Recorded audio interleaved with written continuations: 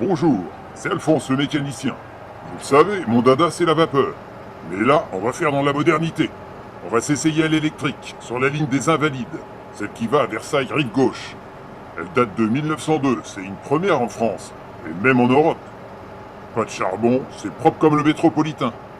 J'ai amené mon chauffeur dont la seule tâche est de me tenir compagnie. Pas vrai, Alfred? Notre gare de départ, c'est celle des Invalides. Elle date de 1900, elle est toute récente. C'est Just Lich qui l'a construite, sur le modèle de l'orangerie. Elle a permis d'amener les visiteurs au plus près de l'exposition universelle. Elle sert de terminus pour les grandes lignes de Bretagne et de Normandie, pour décharger les gares Saint-Lazare et Montparnasse. En voiture, s'il vous plaît. Un petit coup de manivelle, et on démarre. On va suivre en tranchée les quais de la Seine, jusqu'au pont Mirabeau. Là, on approche de la station du pont de l'Alma. Vous voyez le bâtiment voyageur devant le palais du Trocadéro? Le bâtiment voyageur est à cheval sur les voies ferrées. Il a la forme d'une pagode. Elle a été dessinée par Just Lich. Ça, c'est l'engouement pour le japonisme. Sa structure métallique est emplie de briques, de couleurs et de motifs en céramique. Il y a 2 escaliers pour accéder à chaque quai. Vous verrez, c'est le même modèle pour la gare de la Bourdonnais, du pont de Grenelle et du pont Mirabeau. Elle date toute de 1900. On arrive à la station de la Bourdonnais. Arrêt à la gare du Champ de Mars. C'est une petite station qui n'a rien à voir avec celle de l'embarcadère du Champ de Mars de Just Lich, construit pour l'exposition de 78, qui a été conservée pour celle de 89, démontée en 97 et remontée à Asnières. On quitte la station du Champ de Mars. Vu de la Tour Eiffel, on voit bien notre ligne le long de la Seine, et surtout le dépôt du Champ de Mars. C'est ici que les 10 locomoteurs de la ligne ont été construits, et où ils sont entretenus et remisés. On arrive à la gare du pont de Grenelle. Notre âne se dirige vers la gare du pont Mirabeau. Notre locomoteur, c'est un Z5000. Son châssis est en acier et sa caisse en bois recouverte de tôle. Il pèse quand même 51 tonnes. Il y a un poste de conduite à chaque extrémité et un fourgon au milieu pour 6 tonnes de bagages. Il est propulsé par 4 moteurs de 125 chevaux, un par essieu. C'est pas trop pour tirer les 140 tonnes de voiture, surtout avec la pente de 8 à 10 mm par mètre. Et oui, un dénivelé de 100 mètres entre Paris et Versailles. On passe sous le bâtiment voyageur du pont Mirabeau. Après la station pont Mirabeau, on arrive à celle de Javel, au niveau du viaduc d'Auteuil. On redémarre et on passe sous le viaduc de la Petite Ceinture. On connaît ce pont, pas vrai, Alfred? On a quitté Paris et on traverse la gare d'Issy-Plaine sans s'arrêter. Cette gare, c'est une station de la ligne des Moulineaux, celle qui se détache à la gare de Puteaux, qui descend sur la Seine et remonte au Champ de Mars. On n'est pas loin de l'usine de production électrique Westinghouse, mise en service en 1900. Elle se trouve en bord de Seine devant l'île Saint-Germain. C'est elle qui alimente la ligne en électricité.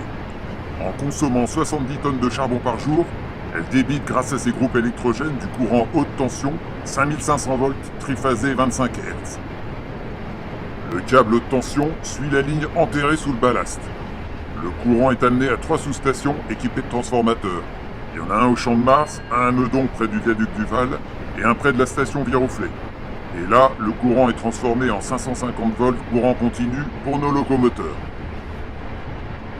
On passe sur le premier viaduc d'Issy-les-Moulineaux. Il y en aura plusieurs, ils permettent de passer les coteaux d'Issy et de Meudon, tous construits en meulière. Au début, on a essayé de poser les voies sur des remblais, mais pour éviter les mouvements de terrain, on a décidé de construire la ligne sur des arcades. Qu'est-ce que tu dis, Alfred? Ah oui, comment on capte le courant? En fait, il y a un 3e rail latéral le long des voies alimenté en 550 volts. Il est isolé dans les gares avec des planches en bois pour éviter les accidents.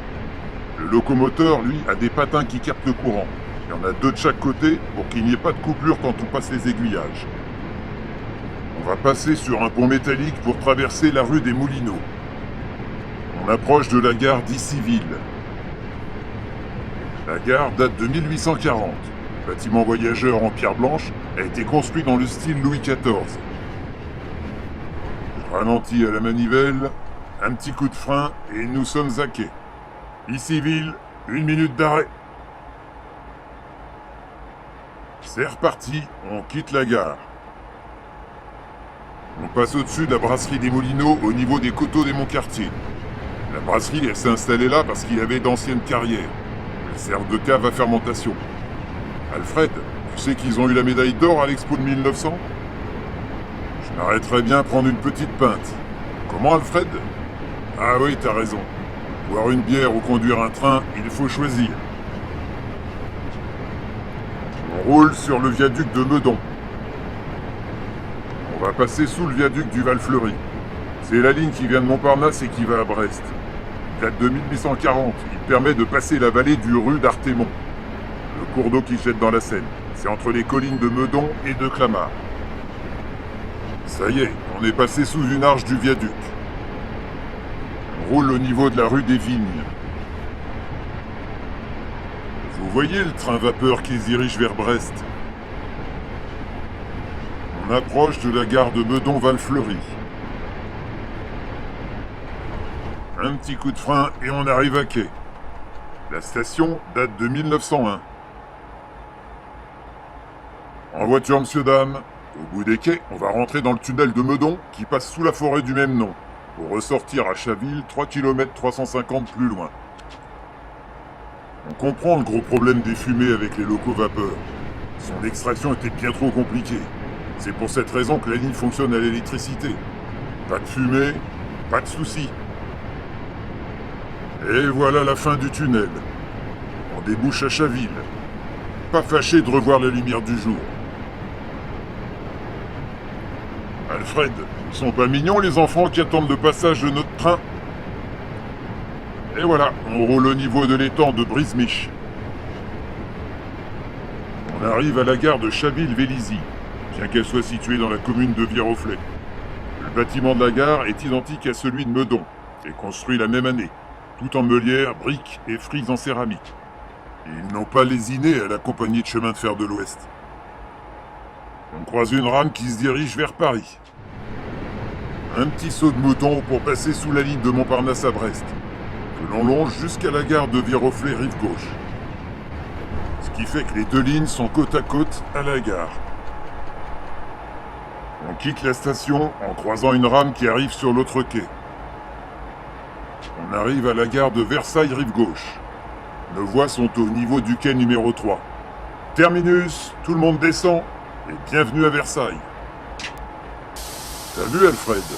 Il a fallu juste 35 minutes, et en s'arrêtant à toutes les gares, pour couvrir les 17 km/h de la ligne.